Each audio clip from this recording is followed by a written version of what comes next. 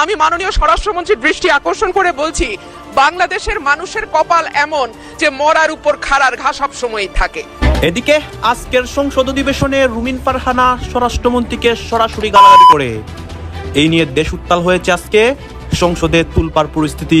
অবশেষে আজকে সংসদে ঝড় তুলে ফেলেছেন রুমিন ফারহানা। কঠিন বিপদের মধ্যে পড়ে গেছেন বিএনপি সরকার। দর্শক, ব্যারিস্টার রুমিন ফারহানা আজকে সংসদে পুরোভাবে কিন্তু ফাটিয়ে দিয়েছে এবং এই স্বরাষ্ট্রমন্ত্রী সালাউদ্দিন আহমেদকে মুখের উপরে কিন্তু উচিত জবাবটাই দিয়েছে ব্যারিস্টার রুমিন ফারহানা। দর্শক, আপনারা কিন্তু সকলেই জানেন রুমিন ফারহানা যখন সংসদ ভবনে কথা বলেন তার নিজ বাবাকেও ছাড়ে না। দর্শক, আজকে কিন্তু সেটাই হয়েছে। ব্যারিস্টার রুমিন ফারহানা মুখের উপরে উচিত জবাবটাই দিয়ে দিয়েছে এবং আমরা কিন্তু দেখেছি রুমিন ফারহানা যখনই অন্যায় হতে দেখে তখনই কিন্তু তিনি প্রতিবাদ করে এবং উচিত জবাবগুলাই দেয় এবং তার কারণে কিন্তু পুরো সংসদ ভবনে আলোচনা শুরু হয়ে গিয়েছে এবং সারা দেশে আলোচনার সমালোচনার ঝড় উঠে গেছে, যা আপনারা এই ভিডিওটা দেখলেই বুঝতে পারবেন। তো দর্শক, এতক্ষণ দেখছেন ভিডিও শুরুতে শিরোনামের মাধ্যমে কিছু অংশ, এখন দেখবেন পুরো ভিডিও জুড়ে।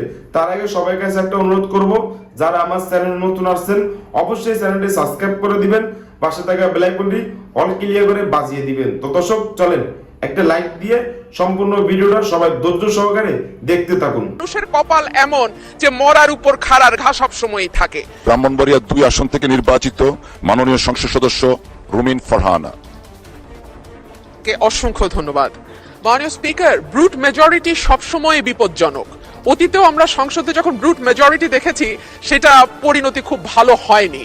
মাননীয় স্পিকার, সে কারণে আমি বিনীতভাবে বলি, আমাদের সম্পূরক প্রশ্নের বিধিনিষেধ যদি এত কড়াকড়ি ভাবে করেন তাহলে আমরা কি করে মন্ত্রী পরিষদকে জবাবদিহিতার আওতায় আনবো?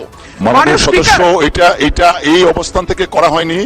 We are abided by the rules and regulations of the parliamentary procedure and I am hereby to declare that I cannot go beyond the procedure. I understand মাননীয় স্পিকার, কিন্তু তারপরেও একটু যদি উদার হই তাহলে বোধহয় ভালো হয়। আমাদের মাননীয় স্বরাষ্ট্রমন্ত্রী উনি অত্যন্ত দক্ষ যোগ্য ব্যক্তি, উনি সংবিধান যেমন ভালো জানেন, আমি নিশ্চিত উনি ওনার মন্ত্রণালয়ের ব্যাপারেও অনেক বেশি জানেন। সে কারণেই একেবারে সম্পূরক প্রশ্ন ঠিক ওই মূল প্রশ্নের আঙ্গিকে না হলেও আমি মাননীয় স্বরাষ্ট্রমন্ত্রীর দৃষ্টি আকর্ষণ করে বলছি, দীর্ঘ 15 বছর গুম, বিচার বহির্ভূত হত্যা, হেফাজতে নির্যাতন, নেতাকর্মীদের ধরে নিয়ে গিয়ে পা ভেঙে ফেলা, অসুস্থ করে দেওয়া, এই কালচার ছিল।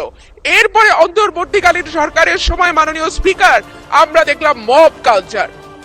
2024 সেপ্টেম্বর থেকে 2026 জানুয়ারি পর্যন্ত মাননীয় স্পিকার আমাদের যেই পরিসংখ্যান সেটা বলছে যে 250-300 উপরে মানুষ নিহত হয়েছে এই মবের খপ্পরে পড়ে। আমার মাননীয় স্বরাষ্ট্রমন্ত্রীর কাছে প্রশ্ন, যেহেতু একটা খারাপ কালচার বাংলাদেশে শুরু হয়েছে এবং আমি নিজেও 21শে ফেব্রুয়ারি সেটার একজন ভুক্তভোগী, সেটা বন্ধ করার ব্যাপারে সরকার কি মেজার নিবে এবং স্বরাষ্ট্রমন্ত্রী এই ব্যাপারে কি কি পদক্ষেপ নেবেন? ধন্যবাদ। ধন্যবাদ মাননীয় সদস্য। মাননীয় মন্ত্রী। মাননীয় স্পিকার, আপনাকে ধন্যবাদ। মাননীয় সদস্যকেও অনেক বেশি ধন্যবাদ দিচ্ছি। এই মব কালচারের ইস্যুটি একটা ডিফারেন্ট ডিবেট, আলাদা ডিবেট হতে পারত। যত পরিসংখ্যান তিনি দিয়েছেন 24-এর 5ই আগস্টের পর থেকে এই 26-এর জানুয়ারি পর্যন্ত, সে পরিসংখ্যানটা আমার কাছে নাই। তবে আমাদের কাছে অনুমান আছে। আমরা সরকারের দায়িত্ব পেয়েছি, আমি এটা ক্ষমতা বলতে চাই না, আমরা এই রেসপন্সিবিলিটিটা পেয়েছি। এই দায়িত্ব নেওয়ার পর থেকে আজকে আমরা প্রায় 45 দিনও এখনো হয় নাই, 1.5 মাস হয় নাই। এর মধ্যে ঠিক মব নয়, মবের মতো, কারণ এখানে ডেফিনিশন আলাদা করতে হবে। কোনটা গাইবান্ধার পলাশবাড়িতে থানায় গিয়ে হামলা, সেটা কি মব হবে, নাকি কোনটা 21শে ফেব্রুয়ারিতে মাননীয় সদস্যের উপরে হামলা হয়েছে সেটা কি মব হবে, নাকি উত্তরা একটা বিজনেস সেন্টার, উত্তরা স্কোয়ার সম্ভবত নাম, সেখানে ঘেরাও করে দোকানপাট ভঙ্গ করেছে, সেটা কি মব হবে?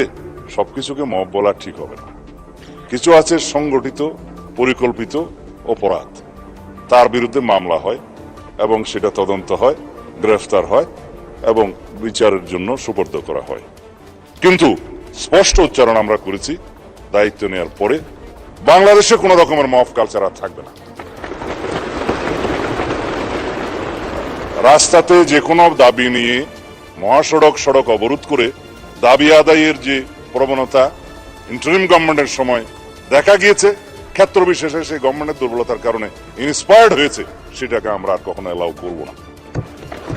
গণতান্ত্রিক প্রক্রিয়া হিসেবে দাবি থাকবে, সেই দাবির জন্য সংশ্লিষ্ট কর্তৃপক্ষের কাছে, মন্ত্রণালয়ের কাছে, ডিপার্টমেন্টের কাছে অবশ্যই দাবিনামা স্মারকলিপি দেওয়া যাবে।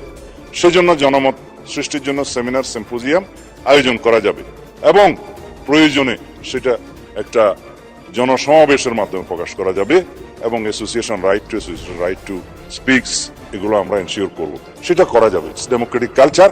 কিন্তু মবের মাধ্যমে যেন আমরা সবাই এই সমস্ত দাবি আদায়ের প্রবণতা থেকে বেরিয়ে আসি। যখন সেটা মব হবে, মবের ডেফিনিশন আলাদা, স্পেসিফিক ক্রাইম হবে, ক্রাইমের ডেফিনিশন আলাদা, কোথাও থানায় গিয়ে আক্রমণ হবে, সেটা আলাদা। আমি এই প্রসঙ্গটা এখানে তুলছি না, কারণ এটা একটা রাজনৈতিক বক্তব্য তখন হয়ে যাবে। কোনোদিন যদি সেই বিষয়ে কেউ নোটিশ দেয়, সেটা করব, অথবা আমারও ইচ্ছা আছে 2-1 দিন পরে 300 বিধিতে আমি একটা বিবৃতি দেব। জাতীয় সংসদের চলমান অধিবেশনে আজ এক নজিরবিহীন উত্তাপ সৃষ্টি হয়েছে ব্যারিস্টার রুমিন ফারহানার বক্তব্যে। পয়েন্ট অফ অর্ডারে দাঁড়িয়ে বক্তব্য দেওয়ার সময় তিনি প্রধানমন্ত্রী ও বিএনপির শীর্ষ নেতৃত্ব তারেক রহমানের সাম্প্রতিক কিছু রাজনৈতিক ও নীতি নির্ধারণী সিদ্ধান্তের কঠোর সমালোচনা করেন। রুমিন ফারহানা তার বক্তব্যে উল্লেখ করেন যে বর্তমানে দলের ভেতরে ও বাইরে যেভাবে সিদ্ধান্ত চাপিয়ে দেওয়া হচ্ছে তা দীর্ঘমেয়াদে তারেক রহমানের জন্য রাজনৈতিকভাবে বিপজ্জনক হয়ে উঠতে পারে।